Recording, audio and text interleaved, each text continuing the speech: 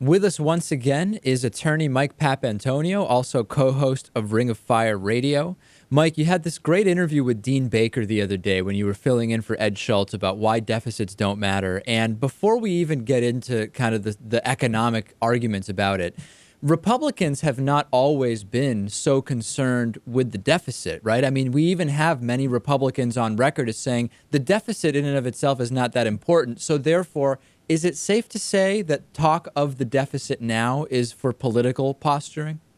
It always has been, David. If you hit it on the head, when Bush was running us into an abysmal economy, not because he was raising debt, but because his mismanagement was so pathetic, we would always hear, well, debt doesn't matter. But the truth is, people misunderstand this topic. And, you know, the capitalism is geared towards working and functioning properly when you have money in the system. And if you analyze what's happened here, if you take a look at Reinhart and Rogoff, that's the fraud study that was done. These two characters come up with this completely phonied up story about how the deficit affects our jobs, it affects the economy, and we have to bring the deficit down. They were plants by a guy named Pete Peterson, who you may be familiar with, who's been trying to raid the Social Security system for a decade. He's this gazillionaire who's made his money not by building anything, not by making anything that's of worth from the economy, but by looting small companies. That's what this guy does. So the people who were his voice were Reinhart and Rogoff, who lied to the entire world. They said they did this incredible study, and that the study showed that, gee whiz, if you have high deficit for any government, then you're going to affect the economy across the board. We found out it was phonied up. It was a lie. The numbers they used were completely wrong. The omission of the real important numbers was overwhelming. So here we have, that's where we are with this argument right now, David. It's a bizarre, crazy argument. Unfortunately, Obama continues to make the argument. Yeah, and we see so many people parrot this without any real understanding. I mean, if we look at those interesting videos from the Tea Party rallies where people are asked, well, what don't you like about progressive policies or President Obama or whatever it is, people just say the deficit.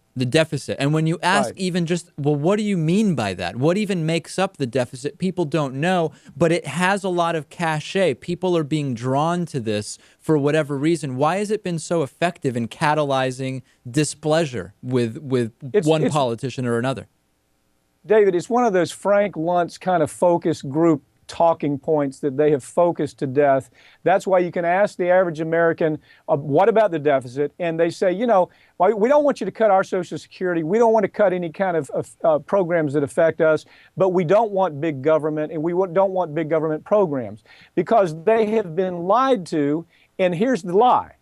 Capitalism is at a point right now, David, where what you have is 80% of America's wealth being held on to by about 2% of the population. Now, so what that's telling you is you have 2% of the population that has all of the wealth at the top that is not trickling down. So add to that now the sequester kind of argument. The sequester argument you have to analyze in terms of government historically puts money in down at the bottom. So people in the middle class and lower middle class, the money infusion comes from the bottom and trickles up. When people have money, they buy TVs, they buy cars, they make the economy vibrant.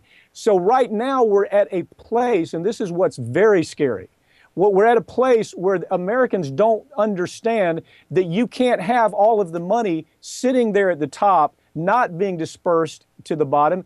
And now the government has cut money out that should move from the bottom up. That's what sequester has done. That's what Paul Krugman's been telling us. That's what Stiglitz has been telling us. That's what Wolf has been telling us for a long time.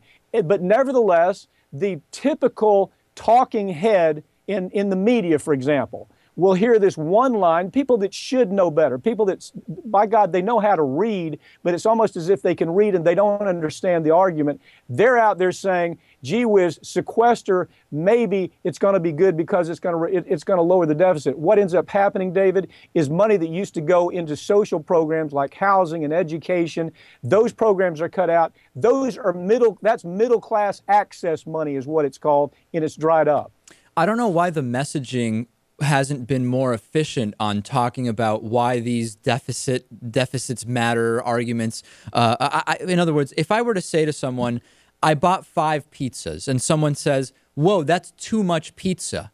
We're missing a key piece of information, right? Which is how many people are there? So just knowing how many dollars of deficit we have and saying, whoa, that's way too high. People are missing key pieces of data and analyzing that, but nobody seems to notice it.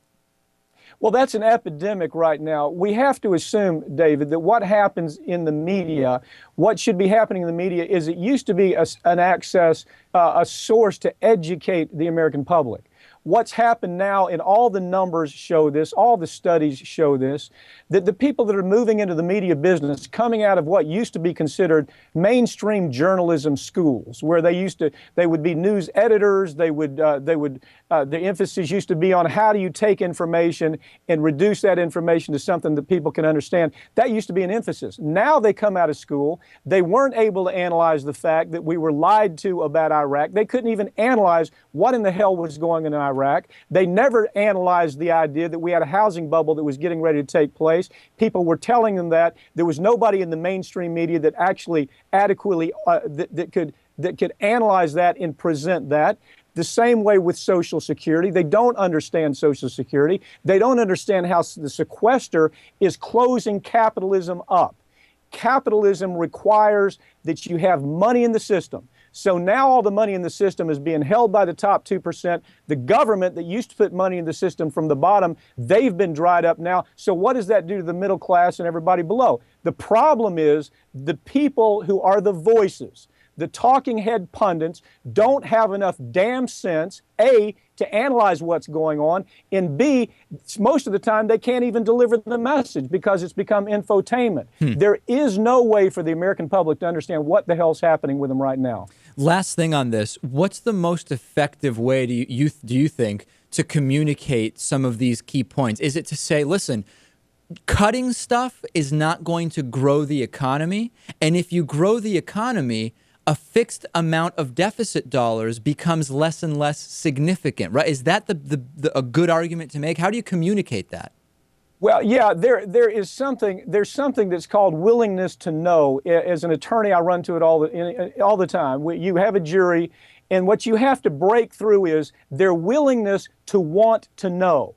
And sometimes you have to break it down so simply that it's easy for them to understand in about 15, maybe 30 seconds, that you have to break it down that easily. Somebody who's very good at it, for example, is Robert Reich. You'll see him from time to time on the internet with presentations, on video presentations, where he has graphs and he has very simple presentations on how do you get this message out. Unfortunately, we don't have enough access, we don't have enough ways to distribute those kind of simple messages, and instead we turn on to Face the Nation or whatever whatever the weekend idiot programming is, and they don't really tell us anything that really educates us to the essential parts of the problem. All right, attorney Mike Papantonio, co-host of Ring of Fire, also now on Free Speech TV. Excellent, excellent stuff. Great to talk to you as always. Thank you, David. Appreciate it.